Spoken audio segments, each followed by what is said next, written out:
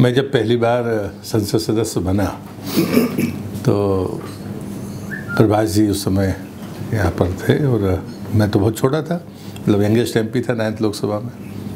मुझे आज भी ध्यान में भूलता नहीं है कि अटल जी से एनेक्सी की बात थी तो अटल जी ने कहा कि लेना है इंटरव्यू तो इसका लो। हम विद्रोह करके जीत कर आए थे पहला चुनाव 89 में। तो प्रभाष जी ने मुझसे बात की।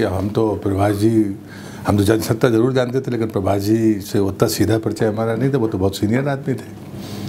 तो वो 3 खाने जैसे जनसत्ता में छपता था एक कॉलम, तो उसमें एक कॉलम मेरे नाम पर था। तो मैं पहली बार जब दिल्ली आया तो मैं जनसत्ता में छपा था। चलिए मतलब ये शायद अनुभव किसी और का डिफरेंट होगा। मैं पहली संसदीय दल की बैठक में बुलाया गया क्योंकि मुझे पार्टी ने निलंबित कर दिया था और रिवील होकर जीत कर आया था। गार्गी शंकर जी को हरा कर आया था।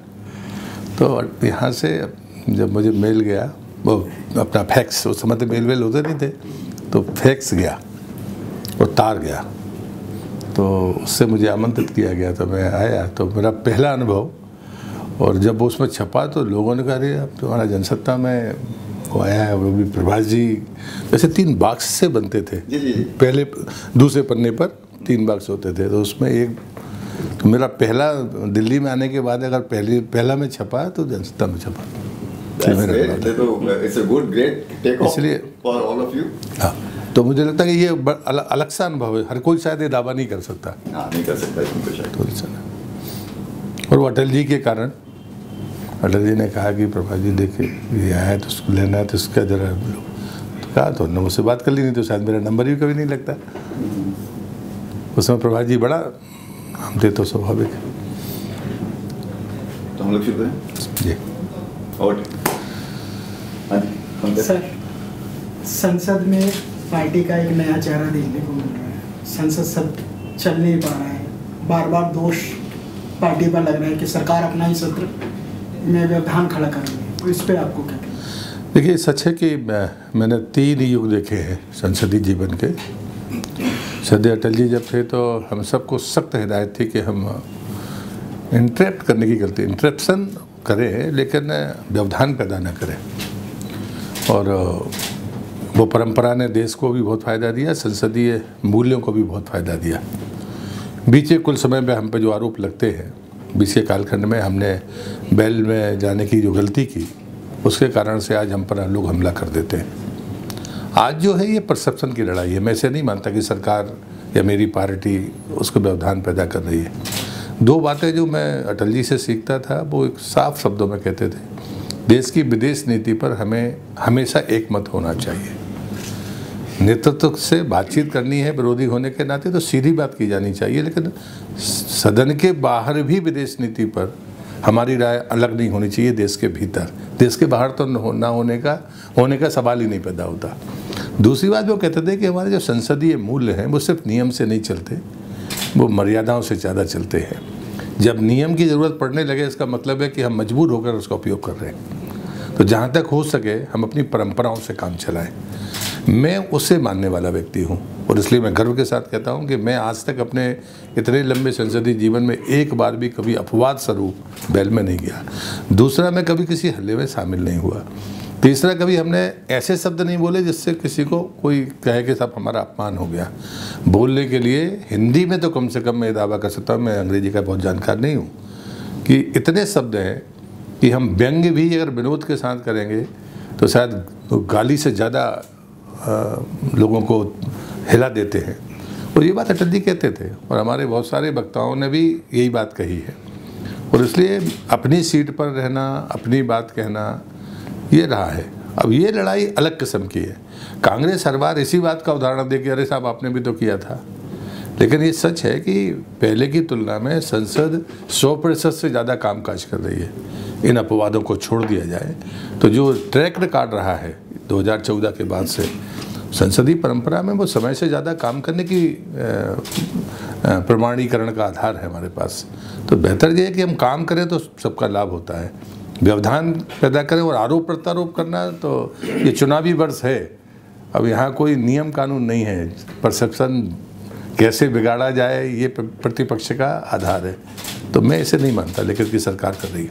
सर मेरा एक सवाल है कि देश में जिस तरह से जनसंख्या बढ़ रही है, हमारा इंडस्ट्रियलाइजेशन बढ़ रहा है, औद्योगिकरण बढ़ रहा है, शहरीकरण बढ़ रहा है, और उसमें भी जो है कि क्लाइमेट चेंज है वो भी बहुत बड़ा इशू हमारे पास आ रहा है। ऐसे में हम स्वच्छ पानी स्वास्थ्य के लिए कैसे देंगे पानी? मैं आपको हमारा कोई प्लान है? इस प्रश्न के लिए मैं आपको धन्यवाद देता हूँ। पहला आंकड़ा बड़ा साफ है जो आपको अच्छी तरह से पता होगा, लेकिन आम पाठक को पता होना चाहिए कि दुनिया की आबादी का 19% भारत में है और पीने का मीठा पानी कुल 4% हमारे पास है। इसका मतलब है कि ये डेफिसिट तो पहले दिन से है और ये जानकारी 1950 में हमारे पास थी।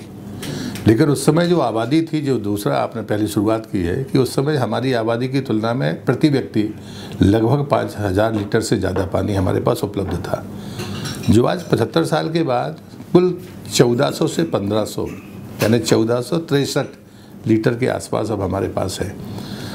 25 साल बाद ये 1000 से 1100 के बीच होगा। आज हम 55 लीटर पानी गाँव के आदमी को देने का संकल्प लिए हुए हैं और 2024 तक मोदी जी का जो संकल्प पूरा होगा, मुझे कोई शंका नहीं है।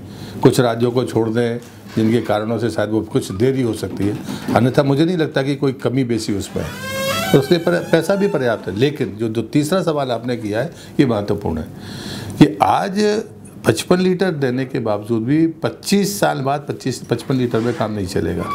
और मैं इसके लिए सीधी बात कहता हूँ कि हमें कोई पैरामीटर किसी के एजेंसीज के पैरामीटर की ज़रूरत नहीं है। मैं गांव के आदमी से कहता हूं, जब शौचालय नहीं था आपके पास तब आप कितने पानी में निस्तार करते थे? मैं बुंदेलखंड से आता हूं, तो मैंने कहा कि आज उसके बाद कब, जब आपके बेटे की शादी होगी, जब आपके पास वो शौचालय 1 से 2 होंगे, तब आपकी पानी की खपत क्या होगी? वो जी अनुमान सरकार ने भी लगाया कि आने वाले 15-20 साल के बाद में पर कैपिटा 100 लीटर से कम में व्यक्ति का काम नहीं होगा, क्योंकि उसकी जरूरत है, जो जीवन शैली है वो बदल रही है।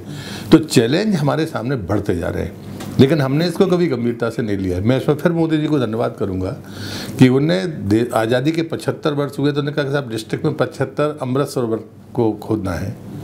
ये शायद राज्यों की सरकारों ने 77 में कभी मट्टी खुदवाने का काम किया था। उसके बाद जितना मेरा अनुभव है, कभी भी किसी सरकार ने जल स्रोत को खड़ा करने के लिए काम नहीं किया। बांध बनाने की बात हुई है लेकिन तालाब बनाने की बात नहीं हुई है। दूसरी जो सबसे बड़ी कमजोरी है कि रिलीजियसली हमने कभी अपने डैम्स को या पोन्ड्स को कभी भी डिसिल्ट करने का काम नहीं किया। मतलब चाइना ने किया लेकिन हमने नहीं किया। हमारे पास उतनी बड़ी आबादी थी, डेफिसिट बड़ा था, लेकिन हमने नहीं किया।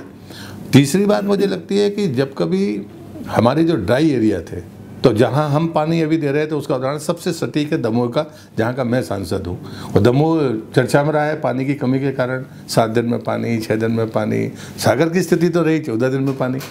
लेकिन 19 में हमारे पास 17% लोगों के पास पाइपलाइन से पानी था। अगले महीने में अप्रैल के लास्ट में मेरे ज़िले में 70% लोगों के पास में पाइपलाइन के द्वारा पानी होगा। मतलब जस्ट लगभग उलट हो जाएगा वो। और एक ही वाटर बॉडी से 748 गाँव को पानी जा रहा है। वो वाटर बॉडी वे भी बनी है, वो क्लोजर मैंने पिछली बार मैंने ज़बरदस्ती करवाया तो हम सफल हो गए, नहीं तो इस साल भी सब पानी हमको नहीं मिलता। तो बांधों से सिर्फ सिंचाई के लिए पानी देना या पीने के पानी का पहले प्रबंध करना, ये प्राथमिकता सरकार ने तय की। फिर उसके बावजूद भी अगर किसी गाँव में पानी का सोर्स नहीं है और अगर वो मल्टी विलेज स्कीम में छूट गया, तो आपके पास कोई विकल्प नहीं है कि उस गांव में पानी मिल जाए। तो जो डीपीआर हैं उनमें जो सावधानी नहीं बरती जिन राज्यों ने, आप देखना आपको ये सोर्स मिलेंगे, जो ऐसी जगह मिलेंगी जहां पर ये रिकॉर्ड में कहेंगे पानी है लेकिन वहाँ पानी नहीं होगा। क्योंकि एक बार अगर कोई वैक्यूम कोई विलेज छूट गया जिसको सोर्स नहीं है पानी का अंडरग्राउंड, अगर आपने उसको मल्टी विलेज स्कीम में शामिल नहीं किया तो आपके पास में कोई विकल्प नहीं है पानी देने के लिए। तो या तो आप एक्सटेंशन उसके बाद तो कर नहीं पाएंगे। तो ये चैलेंजेस अभी दिखते हैं सामने और उन चैलेंजेस को मैं 21 राज्यों में गया हूँ, मैंने उसको पूरा भी किया। चौथी बात आती है कि जितना पानी हम बरसात में लेते हैं उसको हम ज़मीन के भीतर डालें या बचाएं। तो जो डेफिसिट बेसन और सरप्लस बेसन को जोड़ने की बात थी, जो अटल जी ने नदी जोड़ों की बात की थी, कैन बेतवा ने मूर्त रूप लिया। हर स्कीम जो भी रिवर लिंकिंग की है वो मल्टी स्टेट वो है। अब शारदा जैसी नदी का पानी गुजरात जाएगा वाया हरियाणा, राजस्थान और भुगते हुए, और इन तीनों राज्यों को मिलेगा। उस पर राजस्थान को भी सबसे ज़्यादा लाभ मिल रहा है। लेकिन वो 4 राज्यों का इंटर स्टेट में वो बनेगा, तो जब तक सहमति नहीं बनेगी तो ये काम होगा नहीं। लेकिन मैपिंग बिल्कुल एक्सीलेंट मैपिंग है। और मैं महाराष्ट्र का उदाहरण दूंगा दूसरा, कैन बेतवा के अलावा पश्चिमी घाट का पानी 60 किलोमीटर के बाद समुद्र में मिल जाता है। अब वो जो 500 किलोमीटर टनल और कैनाल बना के 500 किलोमीटर है, वो पहले डैम बना रहे हैं और पूरे पानी को डाइवर्ट करके, जैसे शारदा का बैलेंसिंग डैम है हमारे नेपाल की बॉर्डर पर, मैं देख कर आया उसको पीलीभीत जिले में, ठीक उसी तर्ज पर ये सिस्टम खड़ा हो रहा है। वेस्टर्न घाट का पूरा पानी नासिक वाले इस डेफिसिट बेसिन में आएगा। तो ये चीज़ें इनको किए बगैर हम आने वाली पीढ़ी के बेहतरी की कल्पना नहीं कर सकते हैं। तो हमें ये 4-5 चीज़ें करनी पड़ेंगी। अब अटल भूजल योजना चल रही है, 7 राज्यों में है, कुछ ब्लॉक और डिस्ट्रिक्ट ले लिए गए हैं, लेकिन उसके बावजूद भी डेफिसिट बेसिन में बहुत सारे ब्लॉक हैं या बहुत सारी जगह है जिनको हमने ब्लॉक के तौर पर नहीं लिया। बहुत जगह पर रिचार्जिंग हो नहीं सकती। हमें उस जियोलॉजी को भी देखना पड़ेगा कि रिचार्जिंग हो कहाँ सकती है, अन्यथा आपको पानी कलेक्ट करके डाइवर्ट करना होगा, तो फिर आपको लाभ मिलेगा। तो इस पर लेकिन प्रॉपर प्लानिंग है और ये पूरी 5 प्रयास मोदी जी के समय ज़बरदस्त तरीके से हुए। डीसिल्टिंग अगले साल के लिए ईयर बताया गया कि हमको रिलीजियसली डीसिल्टिंग करके अपने स्टोरेज को तो कम से कम पुरानी जगह पर हम लेकर आ जाएं, तो भी हम देश के लिए बड़ा काम करेंगे। सर दोबारा हम संसद पे लौटते हैं। अगर अडानी मामले की बात की जाए तो सरकार एक कोई जवाब नहीं दे पाई। जेपीसी की मांग सरकार क्यों नहीं मान लेती है? नहीं, मुझे लगता है कि प्रक्रिया से चलने में किसी को आपत्ति नहीं है। लोकसभा अध्यक्ष ने भी ये बात कही थी। हमेशा से जब आप जेपीसी की बात करते हैं तो बाकी उसका आधार भी तो होता है ना कि आप किस आधार पे कर रहे हैं। आपको लगता है कि आप किसी व्यक्ति के बारे में बोलते हैं इसलिए करते हैं, उसका बाकायदा लोकसभा अध्यक्ष ने भी कहा कि अगर आप फॉर्मेट में देंगे तो मैं स्वीकार करूँगा, लेकिन फॉर्मेट में देने की तो तैयारी हुई नहीं, डिमांड हमें करनी है। ठीक वैसे ही हुआ जैसे राहुल गांधी जी को सजा हुई कोर्ट से, तो वो ऊंची अदालत में जा सकते थे, लेकिन वहाँ तो वो गए नहीं, लेकिन विक्टिम कार्ड खेलना है। तो न्यायालय ने सजा दी है तो न्यायालय करेगा। उसको पॉलिटिकल साइड में आप ले क्यों जा रहे हैं? इसलिए ले जा रहे हैं क्योंकि आप कानूनी तौर पर सलाह अपने आपको डिफेंड नहीं कर सकते, क्योंकि आपने गलती तो की है। कोर्ट ने आपको सज़ा दी है, मैक्सिमम साइड में कहीं है ये कहा जाता है, लेकिन ये सच्चाई है कि आपने अपमानजनक बातें कही और उसके पहले सुप्रीम कोर्ट ने आपको वार्न किया था, लेकिन आप नहीं माने। आप गलतियों पे गलती दोहराते जा रहे हैं। ये अहंकार ही है जो आपको कानून से ऊपर अपने आप को मानने की ताकत दे रहा है। और गांधी परिवार हो, उसको तो ये भ्रम है कि शायद वो संविधान से या कानून से ऊपर है। वो चीज़ें, ये लड़ाई परसेप्शन की लड़ाई ज़्यादा लगती है। लीगली तरीके से किसी को कोई इतराज़ नहीं है, कौन मना कर रहा है? Let us focus on his departments first. May I interrupt everyone, please? Sir, perception की जो लड़ाई आप कह रहे थे, तो उसमें जहाँ तक भाजपा हास्यास्पद से लेकर आक्रामक तक हो जाती है। एक सांसद ने अपनी तीसरे बच्चे को कांग्रेस की गलती बता दिया कि जनसंख्या नियंत्रण नहीं होती तो मेरा तीसरा बच्चा नहीं होता, और अब जितनी आक्रामक है, तो परसेप्शन की लड़ाई में भाजपा राहुल गांधी को कितना बड़ा। मुझे पता नहीं कौन किसका उदाहरण आप दे रही हैं। मैं इस सीमा तक कभी जाता नहीं हूँ, पर ये सच है कि मैं 2-3 चीज़ों में राहुल जी को और कांग्रेस को गलत मानता हूँ। मैं ये मानता हूँ कि सार्वजनिक जीवन में हमें, चूँकि मैं अटल जी के समय से चीज़ों को देखता हूँ, हमें संसद में आचरण क्या करना चाहिए। आप संसद में आते नहीं, संसद की किसी डिबेट में आप ये नहीं कह सकते कि आपकी कोई स्पीच एक्सीलेंट है। ये कोई पार्टी तय नहीं करती। संसदीय परंपरा में विरोधी के भाषण पर भी मेज थपथपाई जाती है। अभी संसद गिरी नहीं है, इतना गिरावट नहीं हुई है, लेकिन भाषण अगर उच्च स्तरीय हो तो कोई दिक्कत नहीं। मैं अपना उदाहरण देता हूँ। एक बार सोमनाथ चटर्जी थे, सोमनाथ जी दादा का नाम कोई आसानी के नहीं जानते हो, अटल जी भी थे।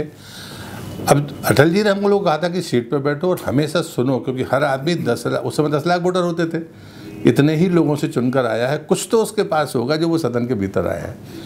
मैं ईयरफोन लगा के सुन रहा था, अटल जी ने जो बात हिंदी में कही, दादा कैसे मिस कर गया ये पता नहीं चला बाद में, और उनने वही बात अंग्रेजी में कही, लेकिन वो खड़े होकर चढ़ बैठे अटल जी पर और उन्होंने कहा कि क्या अटल जी क्या बात करते हो आप। अब वो मुझे मौका मिल गया, मैं खड़ा हुआ कि मैंने कहा दादा जो बात अंग्रेजी में आपने कही वही बात हिंदी में अटल जी ने कही, तो झगड़ा कहाँ है। अटल जी खड़े हो गए। उनके खड़े होने का था कि वो इंटरप्शन छपा।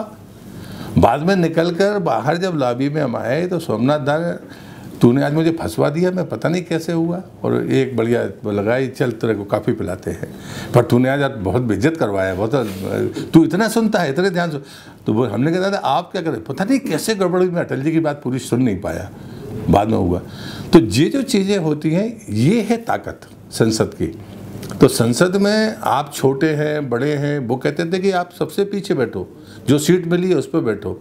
सदन का और आसंदी का ध्यान आकर्षित करने की सामर्थ्य आपके भीतर होनी चाहिए। मैं जिम्मेदारी से साथ कहता हूँ, वो बड़े नेता हैं, मैं उतना बड़ा नेता नहीं हूँ, लेकिन वो सदन का ध्यान आकर्षित नहीं कर पाए। उपहास के लिए कोई केंद्र बन जाए, ये संसदीय जीवन की सफलता मैं नहीं मानता। सर, मैं पानी पे वापस आता हूँ। मेरा कंसर्न थोड़ा सा शहरों में जो पानी की समस्या है उसके ऊपर है। हम ये देख रहे हैं कि शहरों में हर बात के लिए पीने का पानी इस्तेमाल होता है। आपने अपने लॉन में पानी देना है, पोर्टेबल वाटर इस्तेमाल होता है। आपने अपने गमलों में पानी देना है, पोर्टेबल पानी इस्तेमाल होता है। आपको क्लीनिंग करनी है, आपके वॉशरूम में जो पानी आ रहा है फ्लश में, पोर्टेबल वाटर आ रहा है। बहुत सारी कंट्री में अब ये है कि आप टर्शरी वाटर इस्तेमाल करते हैं। इसके लिए गवर्नमेंट कर रही है रेन वाटर हार्वेस्टिंग, लेकिन वो मैंडेटरी सिर्फ यहाँ पे है, वहीं पे कुछ होता है, वो भी सक्सेस नहीं है। तो वो अवेयरनेस कहाँ रुक रही है, क्योंकि लोग तो अवेयर हो नहीं। इस पे डिपार्टमेंट, मैं धन्यवाद करता हूँ कि मैं 2 बातें छूट गया था, 5 तक पहुँचा, 5 तक पहुँचा था, 2 ये रह गई थी, ग्रे वाटर मैनेजमेंट और रिचार्जिंग ऑफ वाटर। तो शहर हो या गाँव हो, मेरे पास तो ग्रामीण जल जीवन मिशन है, लेकिन आंकड़े हम ही देते हैं, हमारा विभाग देता है। लेकिन ये सच्चाई है कि एक है recharging of water, catch the rain. तो मैं हमेशा कहता हूँ, व्यक्तिगत तौर पर मैंने कहा है कि जितना पानी हम वर्ष भर में उपयोग करते हैं, मेरे पास में ट्यूबवेल ड्राई नहीं होगा, मेरे पास गड्ढे नहीं होंगे, मेरे पास पिट नहीं होगी, लेकिन सार्वजनिक स्थान पर कोई ट्यूबवेल ड्राई होगा, हम उसको पत्थर से बंद कर देते हैं, हम उसको रिचार्जिंग पिट के तौर पर यूज़ कर सकते हैं। मैंने नौजवानों से भी कहा, आपके पास ज़मीन नहीं है, आपके पास ट्यूबवेल नहीं है, हैंडपम्प्स ड्राई हैं, वो स्मारक बने खड़े हैं, उनको खोलकर आप रिचार्जिंग पिट की तरह काम कर सकते हैं। लेकिन मैं जितना वर्ष भर में उपयोग करता हूँ, उतना अगर डाल दूँ पानी, तो भी मैं आने वाली पीढ़ी के प्रति न्याय करूँगा। दूसरा है ग्रे वाटर मैनेजमेंट। 55 लीटर पानी हम गाँव में दे रहे हैं एक व्यक्ति को, 5 का परिवार है तो 350 लीटर, उसमें से 50 लीटर ग्रे वाटर बनाकर 24 घंटे में उसको फेंक देना है। 5000 की आबादी का गांव उससे ज़्यादा का होगा, तो आप मान कर चलिए कि आपको टेक्निकली जाना पड़ेगा, अन्यथा आप देसी तरीके से उसका उपयोग कर सकते हैं, जो अभी कोशिश शुरू हुई है। तो ग्रे वाटर मैनेजमेंट भी प्रायोरिटी है कि हम एक जगह पर गांव का पानी ले जाएं। आगे जाकर एक मैंने चिन्मय मिशन का देखा, तो उन्हें कुंभ में उपयोग किया था, तो उन्हें नाली को 2 हिस्से में बनाया, एक को ब्लॉक कर दिया, दूसरे को नीचे जाकर एक बोरे में प्यारा भर के रख दिया। वो जो ग्रे वाटर है वो उसे छन के गड्ढे में चला गया, तो मवेशी ने पी लिया या किसी को सिंचाई करनी है तो कर दिया। अब इसमें कोई तकनीक नहीं है, सिर्फ हम सबकी सहमति की ज़रूरत है। उससे ऊपर जनसंख्या होगी तो जो हम शहरों का हाल देख रहे हैं कि हमको एसटीपी प्लांट लगाए बगैर हम उसका वो नहीं कर सकते, लेकिन सबसे बड़ा एसटीपी प्लांट दिल्ली में बनकर तैयार है, शायद 1 महीने के भीतर वो शुरू हो जाएगा। हम ये दावा कर सकते हैं कि दिल्ली से लेकर मथुरा के बीच में यमुना साफ रहेगी उस प्लांट के शुरू होने के बाद। तो दोनों बातों पर, ग्रे वाटर मैनेजमेंट हो या कैच द रेन, दोनों पर सरकार का फोकस है। गंगा पे सवाल पूछना, गंगा नमामि गंगे से लेकर के गंगा विलास, अगर हम कल्चरली ब्रांड एम्बेसडर की बात करें तो पहले हम नमामि गंगे शब्द इस्तेमाल करते हैं और फिर गंगा के साथ एक विलास शब्द जोड़ देते हैं। दूसरी बात, जो गंगा विलास जब आगे बढ़ी तो देखा गया कि पानी गंगा में उतना नहीं है जितना बहा दिया गया, और जो उसके आगे जो टेंट सिटी सब लगी है कि उसके वेस्टेज उसमें जाएंगे, और हमारे जो लोग हैं वो घर से नंगे पाँव जाते हैं गंगा की, वो चप्पल पहन के नहीं जाते। तो ये जो 2 तरह के, एक गंगा को कॉर्पोरेट लुक देना और जो हमारा जो एक गंगा जो कल्चरल एम्बेसडर, आप इसको कैसे? नहीं, अब तो मुझे लगता है कि गंगा मिशन सिर्फ गंगा के लिए नहीं बचा, बाकी नदियाँ भी उसका हिस्सा बन गई हैं, ये ज़रा स्पष्ट होना चाहिए। दूसरा, गंगा को जो पहले चरण में हमने देखा कि उद्गम से लेकर हरिद्वार और ऋषिकेश तक, मतलब पॉल्यूशन कंट्रोल बोर्ड की दृष्टि से हम A+ पानी देने में सफल हो गए। दूसरा जो ट्रैक है वो हरिद्वार से लेकर अब यूपी का ट्रैक है जिसकी हम बात कर रहे हैं। हम ये मानते हैं कि हमें गतिविधियां करनी चाहिए, लेकिन उसमें संकल्प बड़ा साफ है कि 1 बूंद पानी भी गंगा में गंदा पानी नहीं जाना चाहिए। कानपुर का जो क्लोज़र हुआ नाले का, उसका संकेत बड़ा साफ था, जो असंभव सा लगता था लेकिन वो हुआ। तो ये सच है, हमें नज़र भी रखनी चाहिए कि अब हमसे ये गलतियाँ ना हो तो बेहतर होगा। और मैं मानता हूँ कि सरकार उसमें पूरी सख्ती से इस बात पे तैयार है। हमें डेवलपमेंट चाहिए, लेकिन उन्होंने कहा कि आप को अगर करना है तो कानपुर में नहीं, कानपुर से दूर कोई एरिया तय करिए। और उन्होंने कहा कि हम उसमें जाकर चीज़ों को डेवलप करें, लेकिन वो कोस्टल एरिया में नहीं है। कोस्टल एरिया से 1 से 2 किलोमीटर का उसमें रेंज तय है कि उसके नीचे आप नहीं कर सकते। और जो लोग बाकी लोग जो वाटर वेज के लिए जो एक्टिविटीज़ करने के लिए जाते हैं, उनको टेंट लगाने की अनुमति है, लेकिन उनको भी ये निर्देश है कि आप बाकी चीज़ें उसमें नहीं डाल सकते। ये बाकी नदियों के बारे में भी है। तो जो महानगर है वहाँ तो एसटीपी के अलावा आपके पास में कोई विकल्प नहीं है, कुछ जगह तो आपको क्लोज़र ही करना पड़ेगा। और एक और गलती जो मैंने मथुरा में देखी थी, जब मैं मिनिस्टर के नाते गया तो मैंने उनसे पूछा कि जब आज आप जितनी कैपेसिटी पर अपना एसटीपी बनाएंगे और इससे ज़्यादा अगर कभी आएगा तो ओवरफ्लो तो सीधे नदी के भीतर जाना है, तो हम मुहाने पर क्यों करते हैं? हमको ऊपर से करना चाहिए। और आखिरी में जब कोई एक्स्ट्रा आएगा तो लास्ट एसटीपी से वो उसके भीतर जाएगा, तो गारंटी हम मानेंगे, अन्यथा हम नहीं मानेंगे। तो ऐसा नहीं कि प्लानिंग का हिस्सा नहीं है। जब हम साइट पर जाते हैं, आप लोग भी जाते हैं, तो मुझे लगता है जब कभी ऐसी एडवाइस आती है, सरकार इसको आलोचना नहीं मान रही है, सरकार इसको सकारात्मक तरीके से लेकर उस पर काम करने के लिए तैयार है।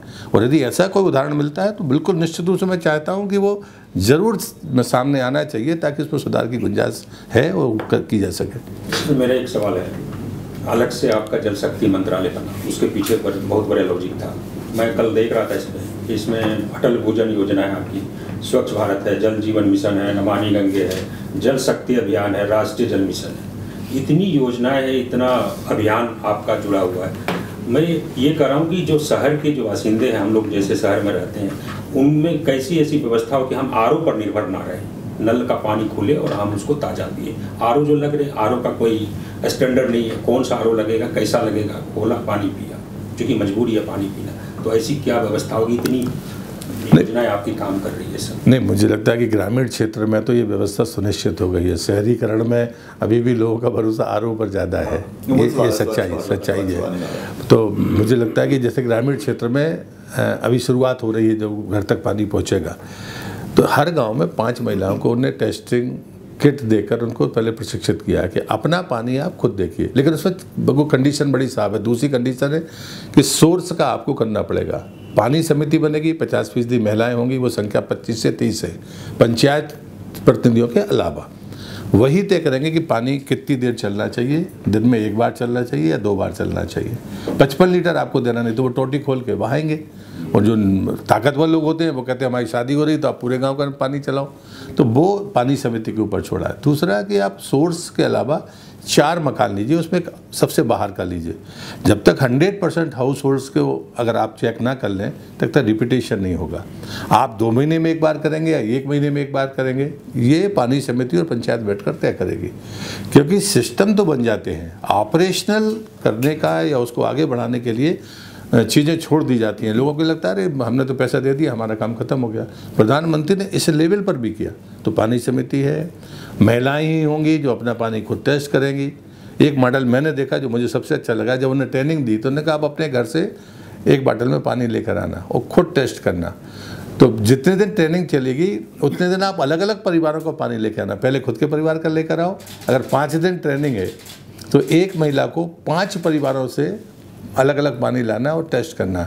एक ने सोर्स का तय किया, तो सोर्स सबसे महत्वपूर्ण है कि गई कंटिन्यूएशन वहाँ से तो नहीं है।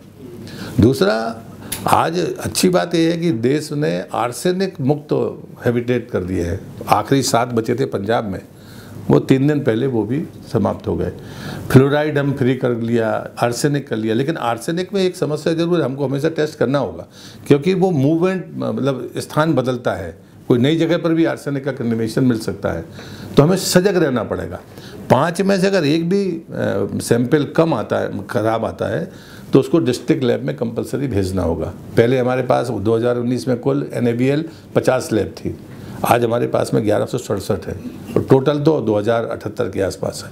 लेकिन NABL 1000 से ज़्यादा लैब होना मतलब डिस्ट्रिक्ट के नीचे भी हरियाणा में तो ब्लॉक स्तर पर NAVL है।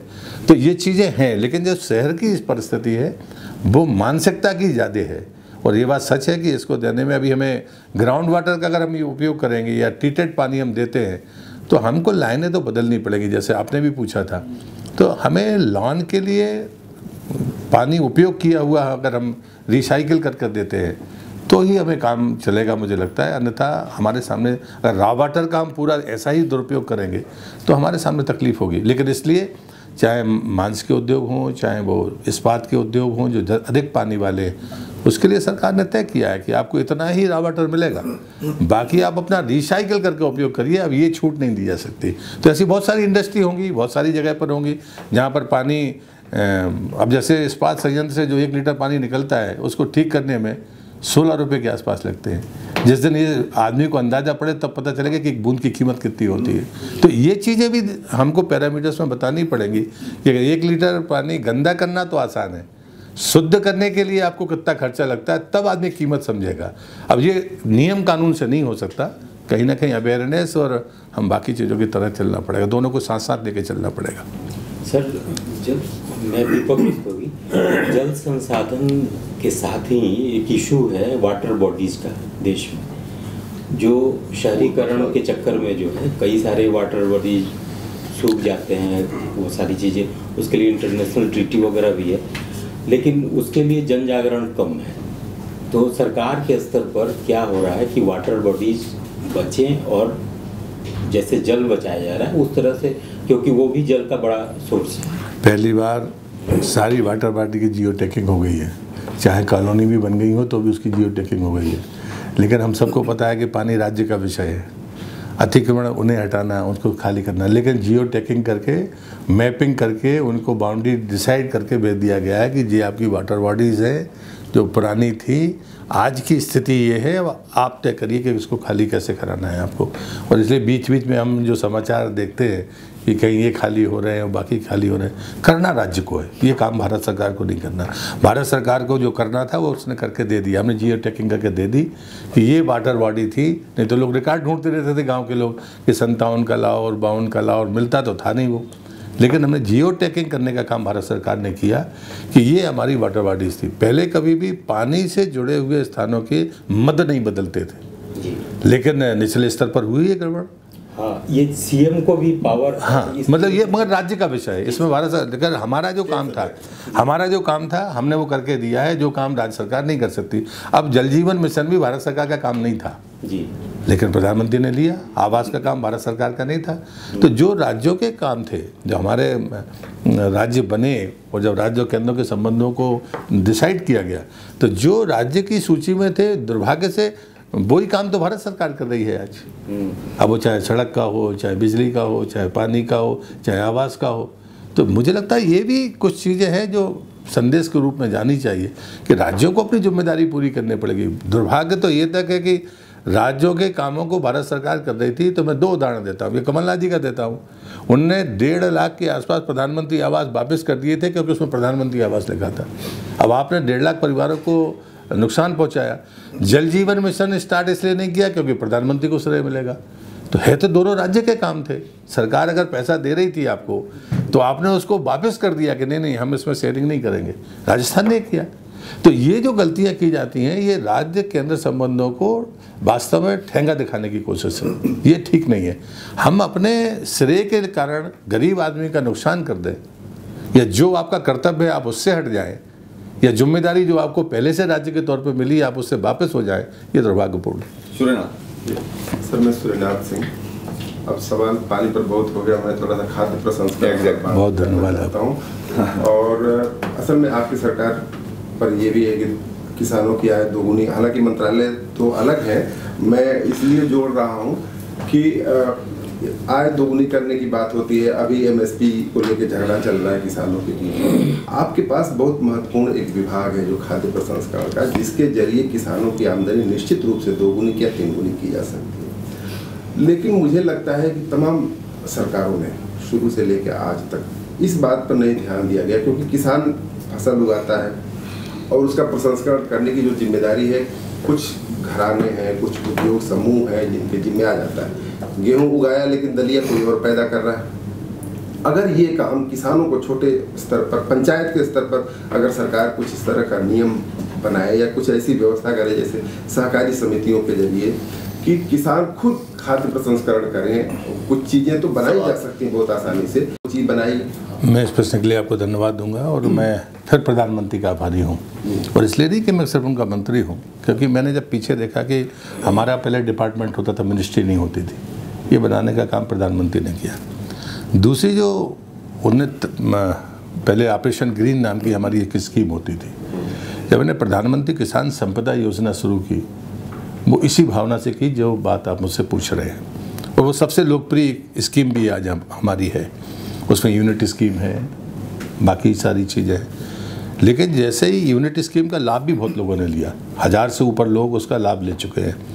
मेगा फूड पार्क की जो स्कीम थी उसकी विफलताओं और उसकी कमजोरियों को देखकर ये चीज़ें शुरू हुई, लेकिन जैसे ही उनको लगा कि नहीं, निचले स्तर पर यूनिट स्कीम लगती है तो तब भी कोई बिचौलिया बीच में हो, वो सामान लाकर उस यूनिट में लाकर देता है, भले वो भी स्ट्रगल कर रहा है।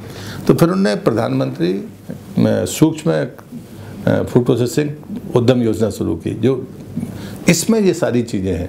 हमारे पास जो आंकड़ा है लगभग 24 लाख छोटे यूनिट हैं जो फूड प्रोसेसिंग में काम कर रहे हैं, और वो 100% अनऑर्गेनाइज सेक्टर है। कोई घर में पापड़ बना रहा है, कोई बड़ी बना रहा है, मतलब इतना अनऑर्गेनाइज सेक्टर है वो।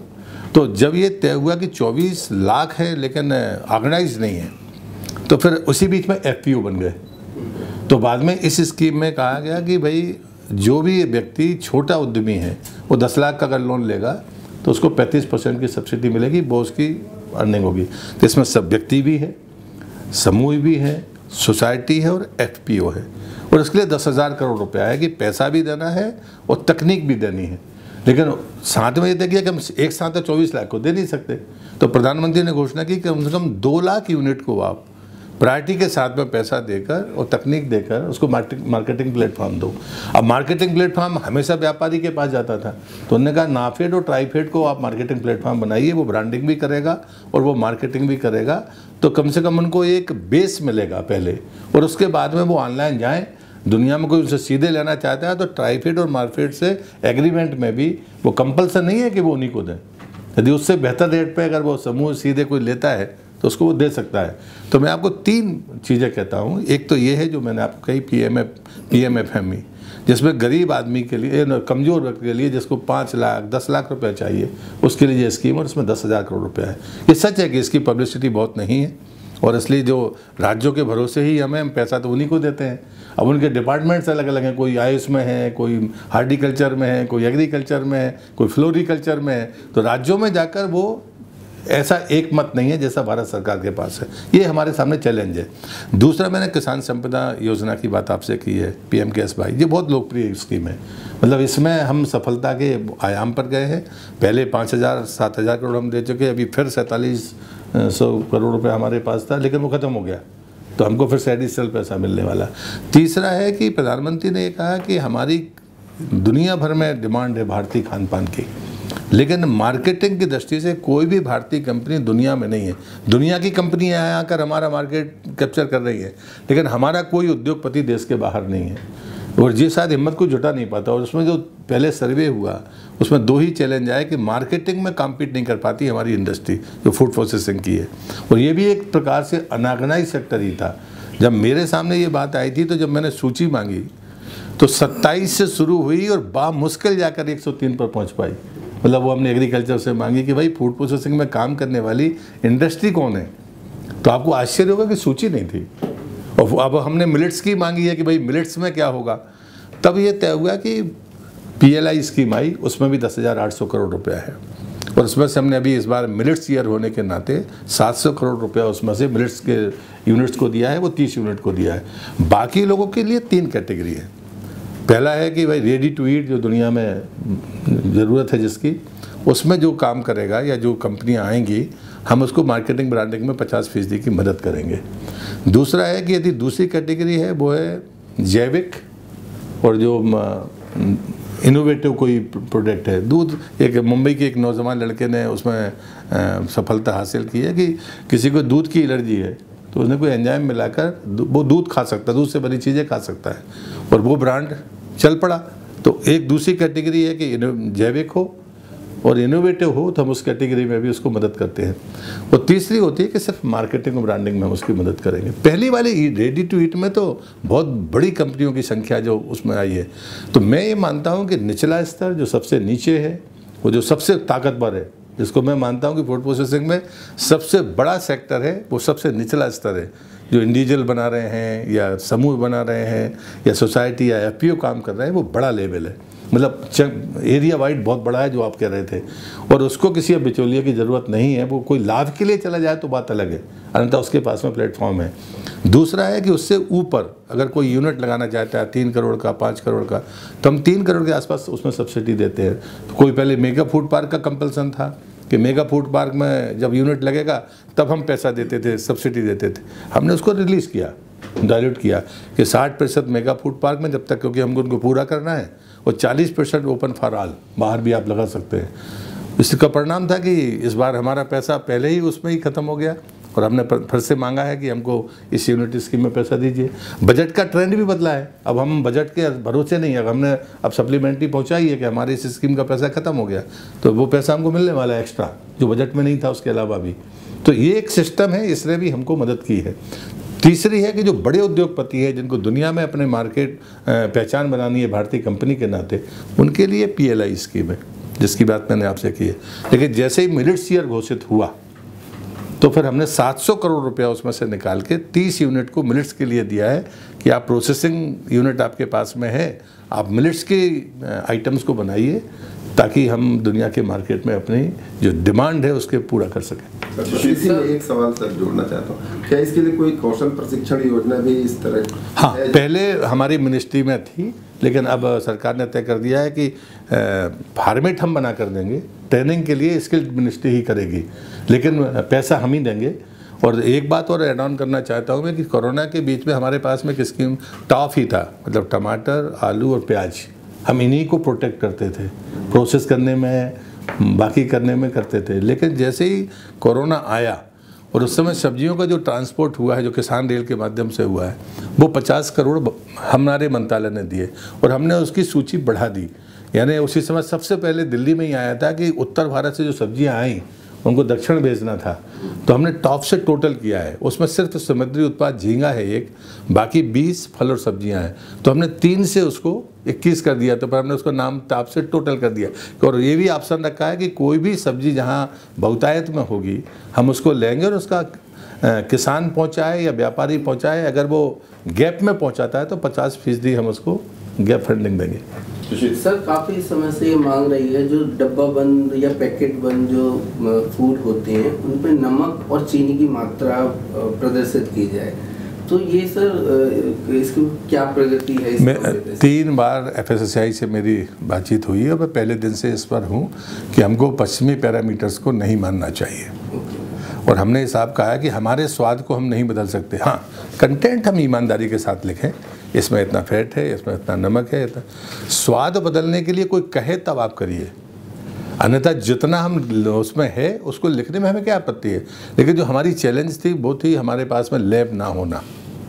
आज की तारीख में हमारे पास में अभी 37 लैब थी, जब ये 2017 की मैं बात करता हूँ तब 37 थी, आज वो 80 से ऊपर है। हमने जो मैपिंग की है, हम हर जिले में नहीं रहते, क्योंकि वो बहुत खर्चीला वो है।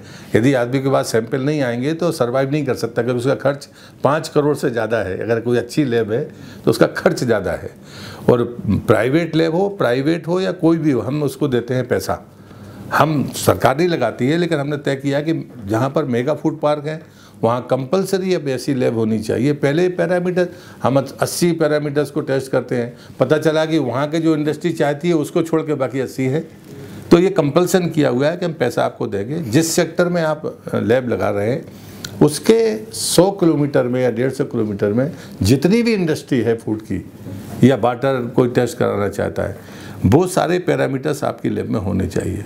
कहीं इंडस्ट्री अलग किस्म की होगी, कहीं बाकी जगह पर कहीं और होगा। और उसका एक संतोष मैं आपको उदाहरण के लिए बताऊं, मैं गजपति ज़िले में, मुझे अब एक्सप्रेस डिस्ट्रिक्ट है, पुराना नक्सलवादी प्रभावित उड़ीसा का जिला है, मुझे पहुंचाया, तो मैंने तेलंगाना में एक लैब का उद्घाटन किया। अब मैं बहुत उस समय गंभीर भी नहीं, मतलब ऐसा नहीं था कि कोई बहुत पैरामीटर पूछूं, लेकिन सहज में ही मैंने उनसे पूछा कि डॉक्टर रामचंद्रन आपने ये, मैंने कहा ये बहुत आप लोग बताते हो 50 और 100 40 तो बेमतलब के टेस्ट हैं, तो इनको गिनना बंद कर दो, खलक करो इनको। तो मैंने कहा तुम्हारे पास भारत में जितनी लैब है उससे अलग तुम्हारे पास क्या है, तुम तो ये बताओ तो बात मानूंगा, नहीं तो मैं नहीं मानूंगा। उसने कहा मेरे पास 5 टेस्ट ऐसे हैं जो इस देश में कहीं नहीं होते। अब उसने कहा उन्हें नाम बता दिए, मुझे तो नाम याद रहे नहीं, मतलब कोई टेक्निकल नाम एकदम तो कंठस्थ नहीं हो जाते, तो उन्होंने 5 टेस्ट बताए, मैंने सुन लिए और मैं गजपति चला गया। अब वहाँ एक नौजवान आया और वो तो सरकार के खिलाफ लगाया था, ICR के पास गया था और वो पत्तियों से और फूलों से कोई वो बनाता है जैसे इत्र होता है ना, इस टाइप से। तो मैंने उससे पूछा कि तुम्हें क्या कर खाने में उपयोग होते हैं या लगाते हैं? बोले मुझे नहीं मालूम, मुझे नहीं पता, लेकिन मैं 48 प्रकार के बनाता हूँ और एक्सपोर्ट करता हूँ, लेकिन मुझे हर लाट के साथ में एक टेस्ट चाहिए और मुझे टेस्ट करने के लिए कहीं दिल्ली भेजना पड़ता है, कहीं मुंबई भेजना पड़ता है। और वो मिनिस्टर आए थे फला और क्या क्या चलेगा और मेरा कुछ नहीं हुआ, बहुत देख। मुझे एकदम ध्यान आया कि यार डॉक्टर ने मुझे कहा था कि भाई 5 टेस्ट देश में कहीं नहीं होते। 1 मिनट, तो मैंने आदित्य मेरे सहायक से पूछा तुम्हारा नंबर है डॉक्टर को? हाँ है, बात कराना। मैंने पूछा कि भाई ये कोई जन महानुभाव कह रहे हैं इनका टेस्ट, मुझे नहीं पता कौन सा नाम, मैं भूल गया, जरा 1 मिनट बात करेंगे आप? उसने हाँ ये टेस्ट मेरे पास होता है। मतलब वो 3 घंटे की, मतलब 1 घंटे ड्राइव और ट्रेन की उससे जाके 3 घंटे में टेस्ट करा के 4थे घंटे में वापस आ सकता था। और वो कहता था कि मैं 13 दिन से कम में मेरा टेस्ट नहीं होता। दिमाग पे ये आया कि जहाँ हमारा क्लस्टर है, कोई भी टेस्ट कभी भी 3 घंटे से ज़्यादा सैंपल टाइम ना ले तो फिर एक्यूरेसी भी रहेगी और उसको भी फ़ायदा होगा।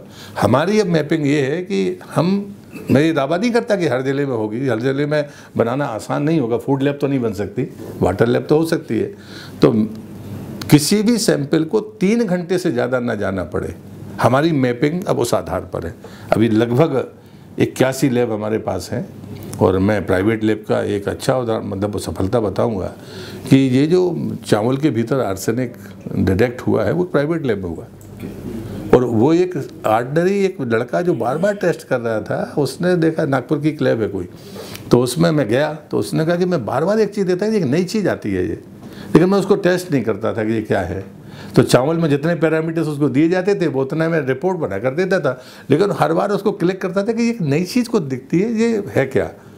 तो उसने रैंडम उसको टेस्ट किया, वो आर्सेनिक था। अभी तक तो ये माना जाता था कि आर्सेनिक का पानी हम ना पिए पर नहा सकते हैं, स्नान कर सकते हैं, कपड़े धो सकते हैं। अब वो चावल के दाने के भीतर इंजेक्ट था कि अगर आर्सेनिक का पानी फसल के भीतर जाए, अभी एक नया चैलेंज अब सामने आया। लेकिन हमें इन चीज़ों को देखना पड़ेगा कि हम चीज़ों को देखें। तो मैं मानता हूँ कि ये अच्छी सफलता है, लेकिन हमने तय किया है कि कोई भी लगाए, व्यक्ति लगाए, संस्थाएं लगाएं, सरकार लगाए लैब के लिए, कि हम इतना रिच कर दें कि हमारा कोई भी टेस्ट न जाए, तब हमारी इस समस्या का समाधान होगा। चैलेंज हमारे सामने ये है कि हमारे पैरामीटर्स पर बहुत क्वेश्चन होते हैं।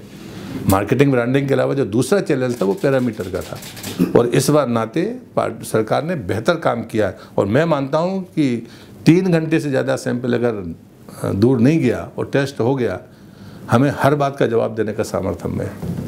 सर, आपने अभी एक चुनौती की बात की, उसको लेकर मेरा क्वेश्चन था कि जो फूड्स आते हैं जितने भी, उसमें जो केमिकल्स यूज़ हो रहे हैं, उसके लिए आपके पास क्या रणनीति है? क्योंकि जैसे ही मौसम चेंज होते हैं, खाने के आइटम में आम आता है तो आम ऐसा आता है कि आप उसको यूज़ नहीं कर सकते ज़्यादा दिन में, क्योंकि उसमें इस तरह के केमिकल्स यूज़ होने लगे। तो उसके लिए कोई स्ट्रेटेजी नहीं? वो टेस्ट कंपलसरी हर लाट का टेस्ट है।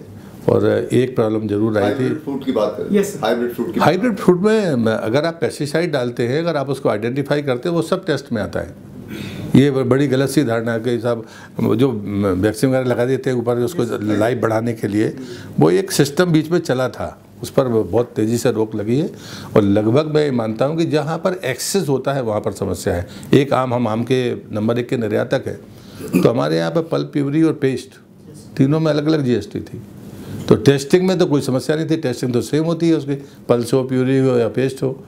तो हमने उसको कहा कि नहीं साहब, इसको बराबर करना चाहिए, क्योंकि हमारी जो एक्सपोर्ट का वो है, जब हम एक्सपोर्ट करते हैं तो हम किसी पैरामीटर से समझौता नहीं करते। हाँ, लोकल मार्केट में अगर कोई शिकायत आती है तब बात आती है कि भाई जिस जगह से वो आया है वहाँ टेस्ट हुआ कि नहीं। तो ये चीज़ें हर फल पर तो अभी इस देश में संभव नहीं है, लेकिन लाट के साथ तो होती है। और ये कहा जाता है कि अगर आप पेस्टिसाइड यूज़ करते हैं तो आप उसका नाम उस पर बक्से पर डालिए कि भाई आपने ये यूज़ किया है। किसी को टेस्ट कराना तो वो टेस्ट कराएगा।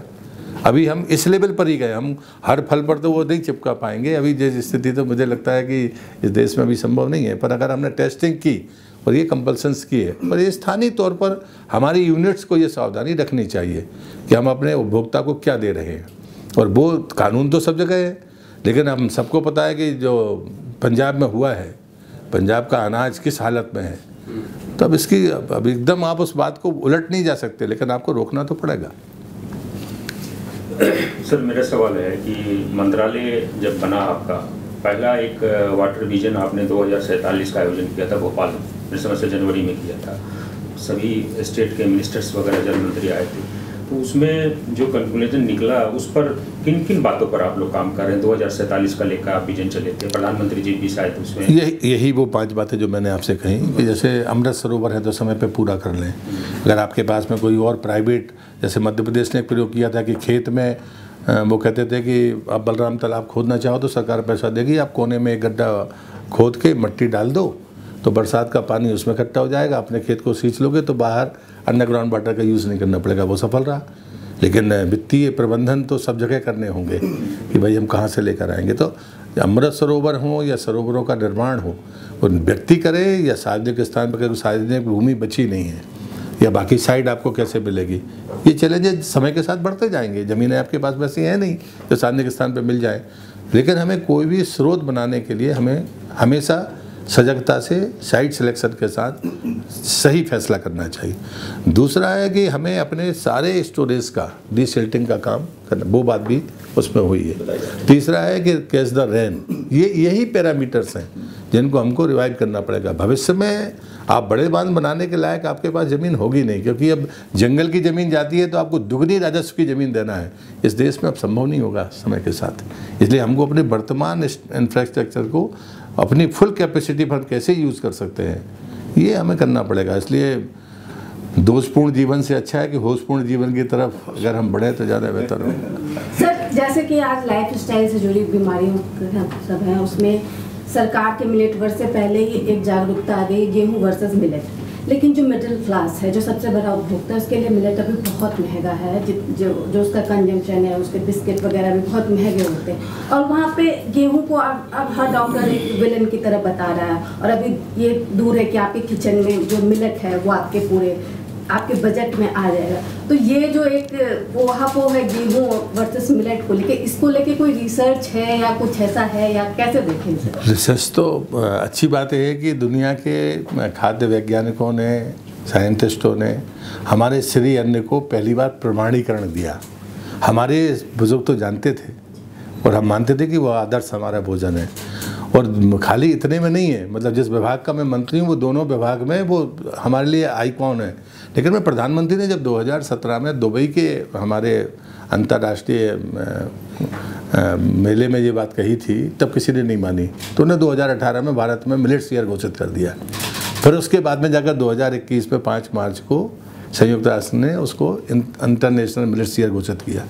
यात्रा इतनी तो है ही कि 17 से लेकर 23 तक, हम 17 में चर्चा शुरू हुई दुबई में और हम यहाँ सफल हो गए, लेकिन 18 में भारत ने पहले मिलेट ईयर मनाया। ये बात हमें माननी पड़ेगी। तभी से हमने तय किया था कि हमें मिलेट्स के बारे में, उत्पादन के बारे में सोचना चाहिए। एक बात मैंने समझता नहीं हूँ कि अभी तत्काल मुझे ये कहनी चाहिए कि नहीं कहनी चाहिए, क्योंकि इसके अनर्थ भी निकलेंगे। हमने क्वांटिटी के बारे में बहुत फोकस किया, लेकिन क्वालिटी के बारे में नहीं किया। हमने मिलेट्स को जहाँ पर भी सिंचाई होती है, हम कैश क्रॉप की तरफ आगे बढ़ते हैं। गेहूँ पैदा करेंगे, धान पैदा करेंगे या गन्ना पैदा करेंगे, तीनों में इतना पानी लगता है जिसकी कोई कल्पना नहीं कर सकता। और मेरा पहली प्रार्थना होगी आपसे, मैं तो चैनल में भी, मतलब बाकी जगह भी बोला हूँ, 1 किलो शक्कर, 1 किलो चावल और 1 किलो आटा कितने में बनता है, ज़रा इसका किसी आम आदमी को पता चल जाए तो उसको मालूम चलेगा। मिलेट्स कोई भी हो, सबसे कम पानी में पैदा होने वाली फसल है। इनकी उम्र 2 से 3 साल से ज़्यादा नहीं है। कोदो कुट की उम्र 15 साल है। दुनिया में उसके मुकाबले उम्र रखने वाला कोई दूसरा वो नहीं है, बीज नहीं है जो मिलेट्स करते हैं। उसमें वो जगनी हो, चाहे जगनी उनका आयल सीड है, रागी है, मतलब सबसे ख़राब ज़मीन में पैदा होगा, सबसे कम पानी लगेगा और सबसे कम टाइम में पकेगा। ये 62 दिन में पकता है और गेहूँ 120 दिन में पकता है।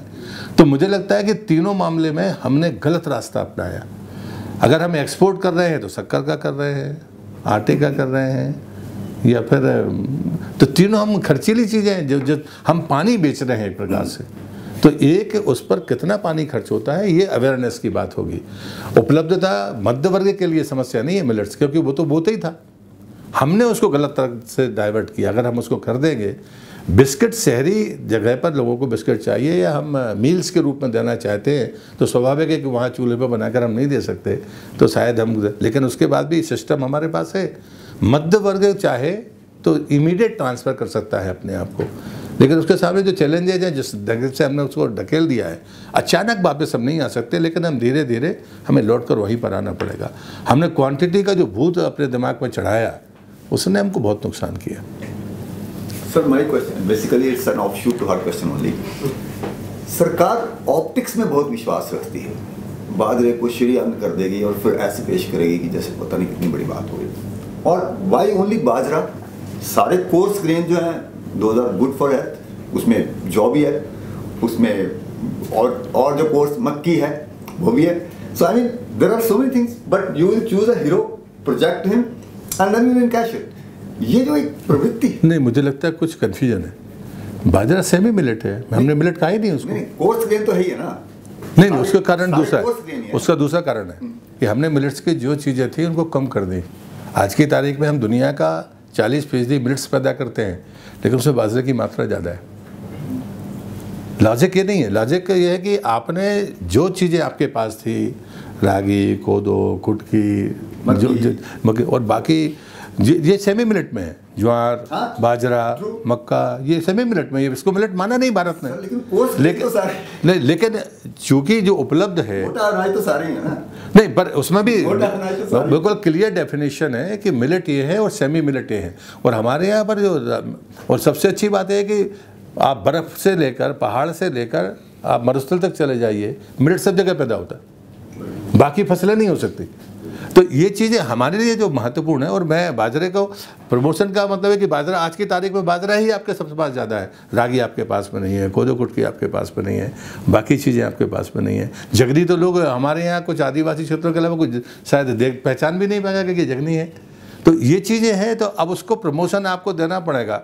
तो उन्होंने कहा वो कीमत ज़्यादा है, तो अगर हम खुद कमाते हैं तो हमें खाने लायक तो हमारे पास में है। मैं नहीं तो एक समय मैंने रागी पैदा की थी तो कोई खरीदार नहीं था, 7 क्विंटल हमें अपने लोगों को बांटनी पड़ी, लोग उसके आटा खाने के लिए तैयार नहीं थे। वो सबसे ऐसे ही हमने एक ज़मीन पर जहाँ नशा मुक्ति का मैं काम कर रहा था, मैंने रागी डाल दी, हो भी गई वो, बाकी कुछ नहीं हुआ, लेकिन रागी हो गई, लेकिन कोई ख़रीदार ही नहीं मिला। तो एक समय वो भी था। एक समय ये है कि रागी तौल के मिल रही है कि साहब 100 ग्राम कितने मिलेगी और 200 ग्राम कितने की मिलेगी। पर ये सच है कि हमें सेमी मिलेट और मिलेट, अभी जब तक हमारे पास उपलब्धता मिलेट्स की नहीं है, सेमी मिलेट्स से हमें काम चलाएं, तो डाइवर्ट होने के लिए ये बेहतर तरीका है। नाम बदलना, सड़क से लेके बाजरे तक का नाम बदलना, श्री अन्न कर देना। नहीं, श्री अन्न पहले से था। दक्षिण में आप किसी भी इस प्रकार के उसको कहेंगे, श्री अन्न कहेंगे। जैसे हमारे यहाँ पर भी मोटे अनाज नहीं कहते थे, ये फैशन तो हमारे यहाँ 62 के बाद आए। उसके पहले कभी कोई गेहूँ की चर्चा नहीं करता था। बाद में उसके गलत तरीके अपनाए गए। आप बहुत प्रतिष्ठित हैं तो आपको मोटा अनाज तो गरीबों का अनाज है, ये कहने वाला कौन था? ये कहने वाला कौन था? जिनने गेहूं की ब्रांडिंग की है वो लोग थे। मैं यहाँ आलोचना नहीं करना चाहता। श्री अन्न पहले से कहते थे, गेहूं की ब्रांडिंग में हम इतने गिरे कि हमने ये कहा कि ये मोटा अनाज तो गरीबों का अनाज है। ये कहने वाले हम नहीं थे, तब हम कह सकते हैं हम नहीं थे, वो कोई और लोग थे। अब नाम नहीं सर, अमृत वो तो रिकॉर्ड में है। सर, अमृत सरोवर हरित क्रांति के समय जो भाषण चले हैं उसमें है वो। सर, अमृत सरोवर योजना की आपने बात की, सर इसकी प्रगति क्या है और ये कब तक पूरा होगा? अभी तक 60% इस बरसात तक पूरे हो गए थे। इस बरसात के पहले मेरे ख्याल से 100% हो जाएंगे। और खुशी की बात यह है कि अगर 75 की संख्या थी, तो जैसे मेरा ही जिला है 109 है, तो सब जगह पे उनने एक्सीड किया। सारे जिलों ने जो रिपोर्ट की है वो 75 से ज़्यादा है। ये अच्छी बात है। Last 3-4 question to leave. बारिश की वजह से नुकसान की खबरें आ रही हैं, इसके लिए मोटर्स योजना हम चला ही रहे हैं, तो इसके लिए कोई आगे की स्ट्रेटजी है सरकार की तरफ से? नहीं, उनमें तो पड़ता नहीं। अच्छा, जब मिलेट्स के जब टाइम होता है उसमें ये पड़ता नहीं है। सिर्फ आखिरी में जाकर अरहर एक ऐसी फसल है जिस पर तुषार का फर्क पड़ता है। मैं किसान हूँ और ऐसा किसान हूँ जो नंदा के किनारे का किसान हूँ, तो सब कुछ होता है वहाँ। तो अरहर भर के लिए ऐसा है कि वो अगर ठंड ज़्यादा पड़ जाती है तो उसमें जो झील होती है या नीचे होती है उसमें तो साल लगता है।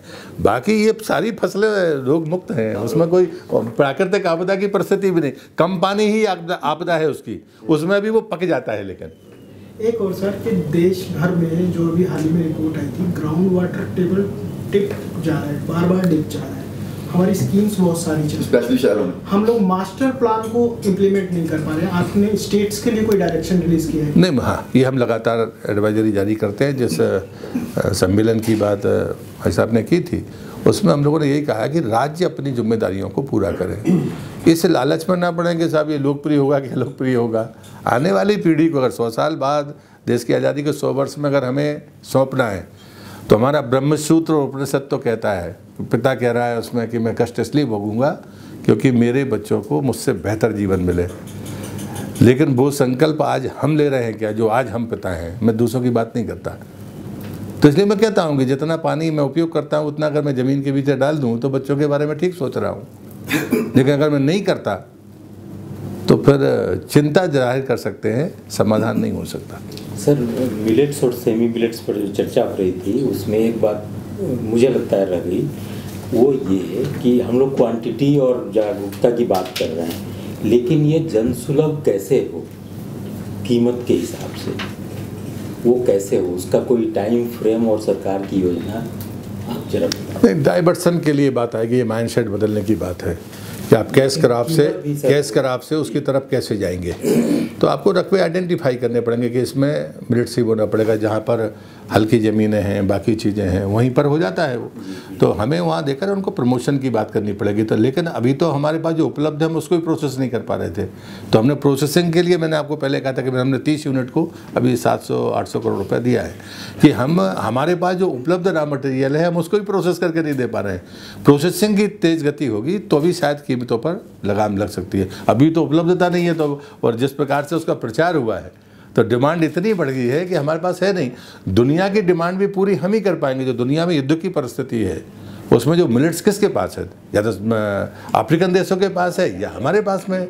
तो हमारे पास में प्रोसेस करने की सामर्थ्य भी है क्योंकि हम ठीक तरीके से चल रहे हैं। तो यदि हमने प्रोसेस किया तो हम दुनिया के मार्केट में भी बेहतर तरीके से अपनी उपस्थिति दर्ज कराएंगे। लेकिन जो डोमेस्टिक डिमांड है उसको मैं मानता हूं कि मध्य वर्ग से नीचे व्यक्ति को तो इस शहरीकरण की ज़रूरत नहीं है। उसके खान पान का तरीका अलग है, उसके पास में रॉ मटेरियल होगा, वो अपना बना के खाता है जैसे पहले खाता था। हम अगर उसको बाकी रुचिकर उसकी तरीके से पेश करेंगे तो वो शहरी जो डिमांड है इसको अलग ढंग से देखना पड़ेगा मेरी नज़र में। सर, पानी वापस, उसके बाद आप लोग दो चार पॉलिटिकल सवाल पूछना चाहते हैं। पानी सर इसलिए इम्पोर्टेंट मेरे को लग रहा है कि आपका जवाब कि ये स्टेट सब्जेक्ट है, मैं पहले ही मान रहा हूँ कि ये स्टेट सब्जेक्ट है, लेकिन ऐसे बहुत से केसेस हैं यहाँ 2 स्टेट इन्वॉल्व हैं पानी को लेके। पंजाब हरियाणा है, कावेरी है, नर्मदा है, जहाँ पे सेंटर की एंट्री होती है, ट्रिब्यूनल्स बनते हैं, रिपोर्टें आती हैं, इम्प्लीमेंट नहीं होती हैं, कोर्ट में चले जाते हैं, पानी वेस्ट हो रहा है, पाकिस्तान में जा रहा है पानी सारा, इधर दूसरी जगह पे जा रहा है। इसके लिए जो आपका डिपार्टमेंट क्या ऐसा मतलब कर सकता है कि ये सॉल्व हो जाए, क्योंकि तो सदियों पुरानी प्रॉब्लम है कंट्री। 14 के पहले तमिलनाडु और केरल में क्या होता था, यही होता था। पर अभी कम हुआ कि नहीं। देखिए, जब कभी किसी को पानी चाहिए तो लॉजिकली उसको पानी चाहिए, लेकिन जैसे अभी विवाद आया अपने कर्नाटक और तमिलनाडु के बीच, तो बाकायदा उनको बताया गया कि भाई एक बार बैठ कर तय कर लो कि इनको अगर इतने पानी मिला हुआ है उससे वो ज़्यादा ले तो ठीक है। अब वो अपने पूरे पानी का एक राज्य उपयोग कर रहा है, दूसरा नहीं कर रहा है, और वो कहा कि साहब वो ज़्यादा कर रहा है क्योंकि उससे रिजल्ट दिखने लगे। जितनी उसकी क्षमता है उससे ज़्यादा लेगा तो केंद्र को हस्तक्षेप करना है, इसमें कोई दुविधा हमारे दिमाग में नहीं है। दूसरी बात यह है कि मोदी जी की सरकार में ये नहीं कि ये मेरी पार्टी की सरकार है, ये दूसरी पार्टी की सरकार है। आपको जो समझौते हुए हैं उन समझौतों के मुताबिक लोग अपनी जगह पे कायम रहे, इसकी चिंता करना पड़ेगी। 2-3 चैलेंजेस और हैं जो आपके ध्यान में, आपके माध्यम से चूँकि देश जानेगा। अब केरल में बांध बना हुआ है और पानी जाता है तमिलनाडु में, वो खुद भी उसको ठीक नहीं करते और तमिलनाडु को परमिशन नहीं देते। मतलब ये इससे ज़्यादा और ख़राब बात क्या होगी। ऐसे मैं आपको 7 उदाहरण गिना सकता हूँ। अब पहले जब तक आंध्र एक था तब बात अलग थी, अब बांध है तेलंगाना की सीमा में और पानी को जाना है वहाँ, अब कैविटी हो गई, वो ठीक नहीं कर रहे हैं।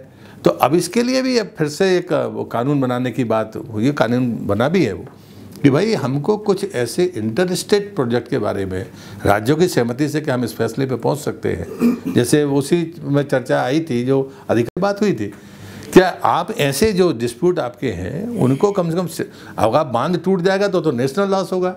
अब कैविटी हो गई 6 साल तक, आप उसको ठीक ही नहीं कर रहे हो, पता चला बांध ही हो जाएगा। वो बांध इतना मजबूत है कि ओवरफ्लो हुआ तो गेट के ऊपर पूरे उससे हो गया, तब भी कैविटी नीचे हुई, बांध नहीं टूटा।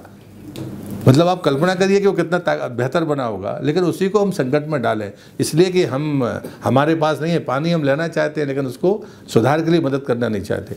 जहाँ ऐसे क्लेसेस होंगे वहाँ केंद्र को हस्तक्षेप करना पड़ेगा। लेकिन बात वही आती है कि जब राज्य का विषय होता है पानी और आपस में जब आप बना देते हैं ट्रिब्यूनल, तो सब जगह आप डंडा नहीं चला सकते। आप देवी देवता ट्रिब्यूनल फैसला देता, पंजाब लागू नहीं करता। आप देखें ना, मैं इसलिए सवाल मेरा इसलिए पूछा था सर आपसे, मैं यूजुअली मैं I don't ask counter question, मैं इसलिए पूछ रहा हूँ क्योंकि आपका प्रेरोगेटिव है, आपने क्या जवाब देना।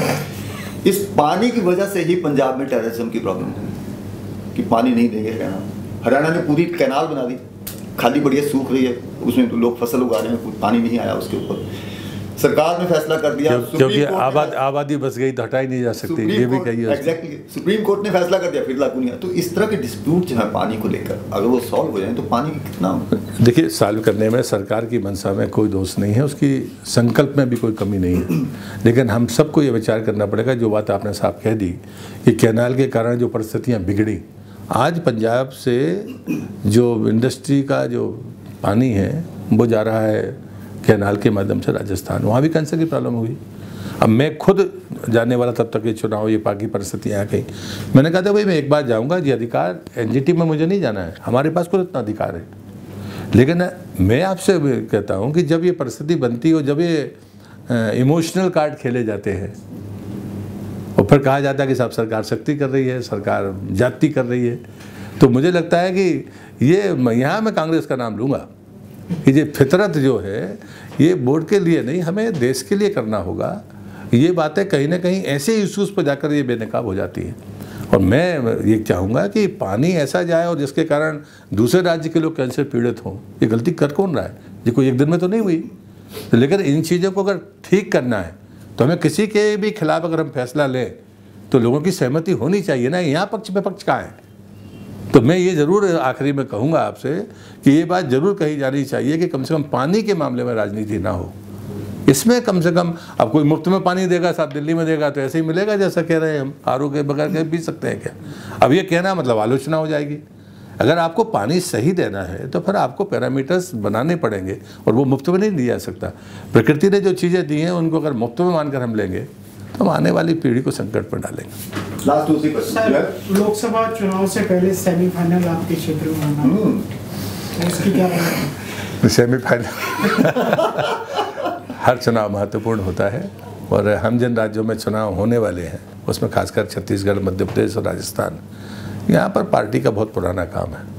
हम तब सरकारें बना रहे थे जब कभी कोई कांग्रेस के खिलाफ सरकार बना नहीं सकता था। स्वाभाविक है कि हम सबके लिए बहुत महत्वपूर्ण चुनाव है और हमारी स्कीमों में कोई खोट नहीं है और संगठन हमारा बेहतर है। तो अभी कल ही नड्डा जी मध्य प्रदेश में थे, उन्होंने कहा 200 पार का संकल्प है। एक कार्यकर्ता के नाते मैं कहता हूं कि मुझे संकल्प के लिए जी जान से काम करना चाहिए। हम जीतेंगे। सेमीफाइनल में पिछली बार हार के आप जीत गए थे लोकसभा, स्टेट में सेमीफाइनल हार गए थे लेकिन स्टेट आगे जीत गए। और सर एमपी में जैसे पिछली बार वो सिंधिया जी आए कांग्रेस छोड़ के, इधर कुछ दिनों से दिखाई दे रहा है कि कुछ लोग जो है भाजपा छोड़ के जा रहे हैं, विधायक, पूर्व विधायक, कुछ उधर के नेता। तो ये क्या है मतलब आप? नहीं, मुझे लगता है कि लोकतांत्रिक प्रणाली में वैचारिक स्थायित्व तो होना चाहिए। मैं तो कहूँगा, मैं घटना पर तो वो टिप्पणी नहीं करूँगा, लेकिन मैं ज़रूर कहूँगा कि हम सब राज्य के, देश के और समाज के हितों के साथ साथ मूल्यों के हितों की भी चिंता करें। और इसलिए कोई वैचारिक रूप से अपने आप को कंफर्टेबल पाता है तो बात अलग है, या कोई जो भी तर्क दे, लेकिन तर्क होते हैं। लेकिन हमें सबको ये चिंता करनी चाहिए कि लोकतंत्र में मूल्यों की रक्षा हो।